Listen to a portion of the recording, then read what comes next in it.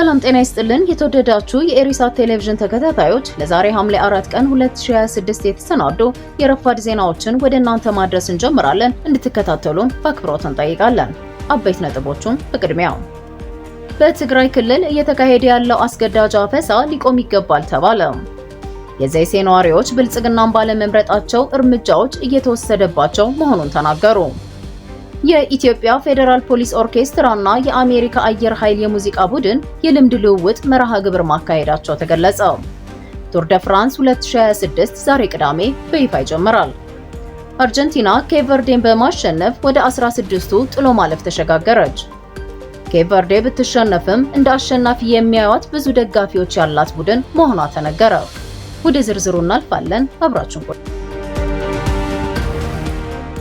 በትግራይ ክልል እየተካሄደ ያለው አስገዳጅ አፈሳ ሊቆም ይገባል ተባለ። በትግራይ ክልል ተንቤን አብዮ አዲ ከተማ ውስጥ ወጣቶችን ለአስገዳጅ ውትድርና በምሽት የማፈስ ተግባር እየተፈጸመ እንደሚገኝ የቀድሞው የትግራይ ጊዜያዊ አስተዳደርና የአሁኑ የስምረት ፓርቲ አመራር ፕሮፌሰር ክንደያ ገብረ ሕይወት የቪዲዮ ማስረጃን ዋቢ በማድረግ ይፋ አደረጉ።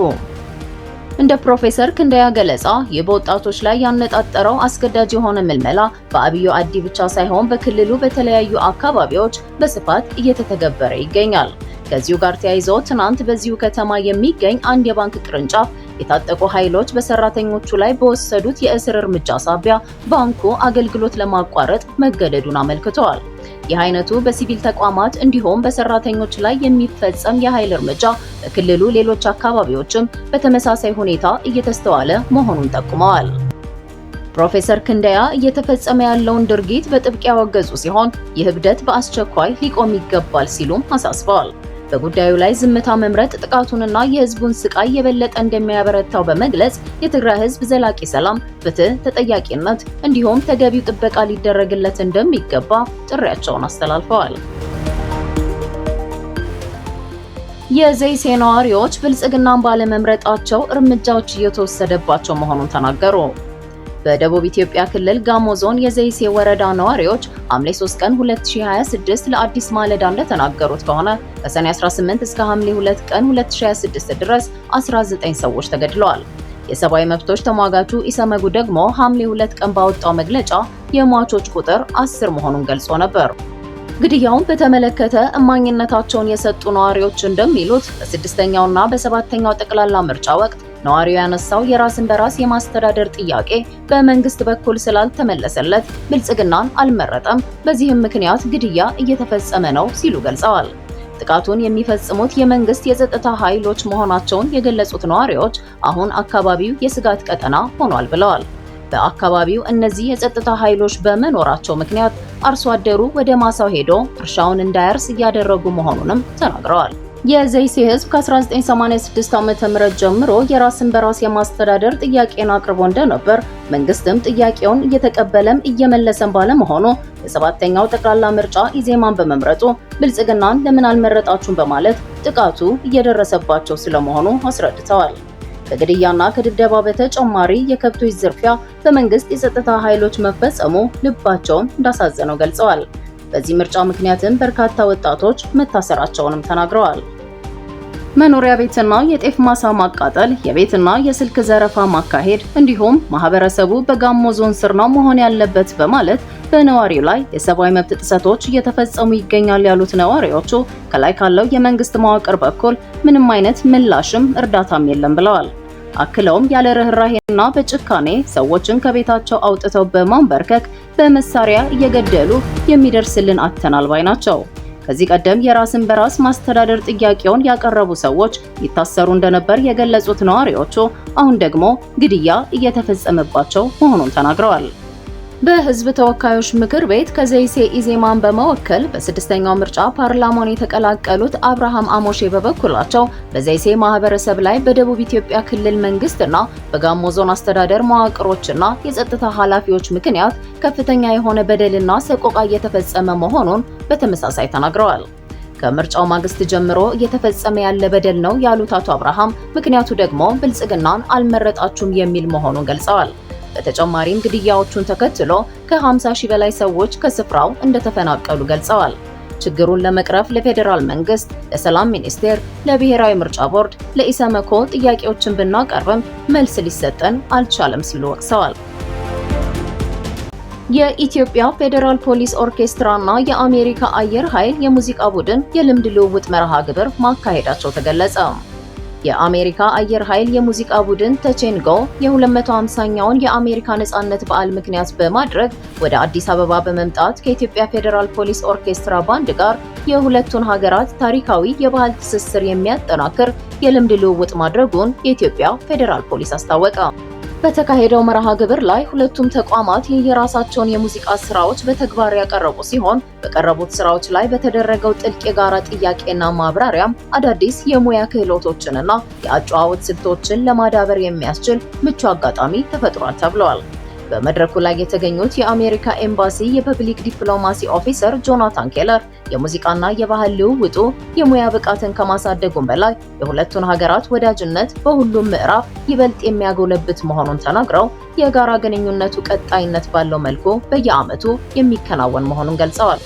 የአሜሪካ አየር ኃይል የሙዚቃ ቡድን አባላት በበኩላቸው የኢትዮጵያ ፌዴራል ፖሊስ ኦርኬስትራ እስካሁን ከተጓዙባቸው 7 የአፍሪካ ሀገራት የላቀ የሙያ ብቃትና ድንቅ የአጨዋወት ደረጃ ላይ የሚገኝ መሆኑን በመመስከር በልዩ ስልቱ ላይ ልምድ መውሰዳቸውን ተናግረዋል። በማጠቃለያውም የሙዚቃ ቡድኑ አባላት ለተደረገላቸው ደማቅ አቀባበልና ለቀረበላቸው ጥሪ ለተሰጠው ፈጣን ምላሽ የተሰማቸውን ጥልቅ ደስታ በመግለጽ ለኢትዮጵያ ፌዴራል ፖሊስ ከፍተኛ አመራሮችና ለኪነ ጥበብ ክፍሉ ልባዊ ምስጋናቸውን አቅርበዋል ሲል ፌዴራል ፖሊስ አስታውቋል። ወደ ስፖርት መረጃዎቻችን ስናመራ ቱር ደ ፍራንስ 2026 ዛሬ ቅዳሜ በይፋ ይጀምራል። ዛሬ ቅዳሜ የሚጀምረው የ2026 ቱር ደ ፍራንስ ውድድር ኤርትራዊ ብስክሌተኛ ቢኒያም ግርማይ ለ4 ተከታታይ ዓመት በውድድሩ እንደሚሳተፍ ተገልጿል። ቱር ደ ፍራንስ በዓለም ላይ ትልቁና እጅግ ዝነኛው የብስክሌት ውድድር እንደሆነ ይታወቃል። የ2026 ውድድሩም ዛሬ ሐምሌ 4 በይፋ ይጀምራል። ለ113ኛ ጊዜ የሚካሄደው ይህ ውድድር እንደተለመደው 21 ደረጃዎችን ያካትታል። የመጀመሪያው ደረጃ በስፔን ከተማ ባርሴሎና በቡድን የሰዓት ውድድር የሚካሄድ ሲሆን 19.6 ኪሎ ሜትር ይሸፍናል። ውድድሩ ለ3 ሳምንታት የሚቆይ ሲሆን 7 ጠፍጣፋ ደረጃዎች፣ 4 ኮረብታማ ደረጃዎች፣ 8 አስቸጋሪ የተራራ ደረጃዎች፣ 1 የግል የሰዓት ውድድርና 1 የቡድን የሰዓት ውድድርን ያካትታል። በአጠቃላይም 3321.2 ኪሎ ሜትር ይሸፍናል። በውድድሩ 23 ቡድኖችና በአጠቃላይ 184 ተወዳዳሪዎች እንደሚሳተፉ ተገልጿል። ከ2016 እስከ 2025 በተካሄዱት 10 የቱር ደ ፍራንስ ውድድሮች ታዴይ ፖጋቻር፣ ዮናስ ቪንጋርድ፣ ክሪስ ፍሩም፣ ጌራይንት ቶማስ እና ኤጋን በርናል በዋነኛነት ድል ያደረጉ ተወዳዳሪዎች ናቸው።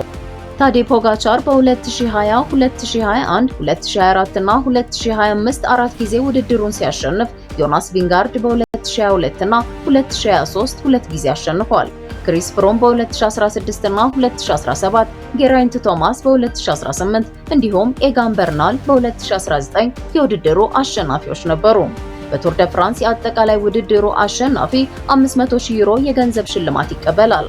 በአጠቃላይ ለመላው ውድድር 2.3 ሚሊዮን ዩሮ የሽልማት ገንዘብ ተዘጋጅቷል። በሌላ የስፖርት መረጃችን አርጀንቲና ኬፕ ቨርዴን በማሸነፍ ወደ 16ቱ ጥሎ ማለፍ ተሸጋገረች። በ23ኛው ዓለም ዋንጫ የ32 ሀገራት ጥሎ ማለፍ መርሃ ግብር አፍሪካዊቷን ደሴት ኬፕ ቨርዴን የገጠመችው አርጀንቲና 3-2 በሆነ ውጤት በማሸነፍ ቀጣዩን የ16 ሀገራት ጥሎ ማለፍ ዙር ተቀላቅላለች። ሊዮኔል ሜሲ ለአርጀንቲና፣ ዳንኤል ዱዋርቴ ደግሞ ለኬፕ ቨርዴ አንዳቻ በተጠናቀቀው መደበኛ የጨዋታ ክፍለ ጊዜ ግቦቹን ያስቆጠሩ ተጫዋቾች ናቸው። አሸናፊውን ለመለየት በተጨመሩት 30 ደቂቃዎች የአርጀንቲናን የማሸነፊያ ግቦች ያስቆጠሩት ሊሳንድሮ ማርቲኔዝ እና ዲኔ ቦርገስ በራሱ መረብ ላይ ሲሆን የኬፕ ቨርዴን ግብ ሲድኒ ካብራል ከመረብ አሳርፏል። ሻምፒዮኑ አርጀንቲና በቀጣዩ የጥሎ ማለፍ መርሃ ግብር ግብፅን የምትገጥም ይሆናል። የአርጀንቲናና የግብፅ ጨዋታም በጉጉት ከሚጠበቁ ጨዋታዎች ሊሆን እንደሚችል ከወዲሁ መገመት እንደሚቻል ዘገባዎች ያመለክታሉ። በመጨረሻው ኬፕ ቨርዴ ብትሸነፍም እንደ አሸናፊ የሚያዩት ብዙ ደጋፊዎች ያላት ቡድን መሆኗ ተነገረ።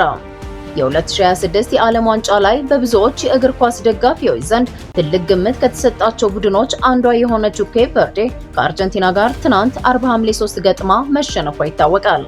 ኬፕ ቨርዴ ትናንት ሌሊት አርጀንቲናን በመግጠም ትልቅ ተጋድሎ አድርጋ በስተመጨረሻ ብትሸነፍም ተሸንፋ የዓለምን ልብ ያሸነፈችው ቡድን በሚል እየተጠራች ትገኛለች። የዓለም ዋንጫ በትልልቅ ሀገራት ስም ብቻ የሚደምቅ ሳይሆን እንደ ኬፕ ቨርዴ ባሉ በትናንሽ ደሴቶች ስብስብ ግን ደግሞ ግዙፍ የአሸናፊነት መንፈስ ባላቸው ሀገራት ጭምር የሚዋብ ታላቅ መድረክ መሆኑን ብዙዎች ይስማማሉ። በህዝብ ቁጥር አነስተኛ የሆነችው ኬፕ ቨርዴ በዓለም ዋንጫ ማጣሪያዎችና ውድድሮች ላይ ስሟን በደማቁ መጻፍ ችላለች። በትልልቅ ከዋክብት ለተሞሉ ብሔራዊ ቡድኖች ፈታኝና አስፈሪ ተጋጣሚ መሆኗንም አስመስክራለች። በሜዳ ላይ እስከ መጨረሻዋ ሰከንድ ድረስ የሚዋደቁት ሰማያዊዎቹ ሻርኮች እግር ኳስ በገንዘብና በታሪክ ብቻ ሳይሆን በአይበገሬነት ስሜት ጭምር እንደሚጫወቱት ለዓለም አሳይተዋል። ምንም እንኳን በአርጀንቲና ተሸንፋ ውጤት ባይቀናትም ያሳየችው አስደናቂ ታክቲክና ፍጹም ስፖርታዊ ጨዋነት የዓለምን ስፖርት አፍቃሪ ቀልብ ለመግዛት አልከለከላትም ሲሉ ተንታኞች ይገልጻሉ። የተወደዳችሁ የኢሪሳት ቴሌቪዥን ተከታታዮች ለዛሬ ረፋድ የተሰናዱ ዜናዎቻችንን በዚሁ አበቃን። አብራችሁን ስለነበራችሁ እናመሰግናለን። ጤና ይስጥልን።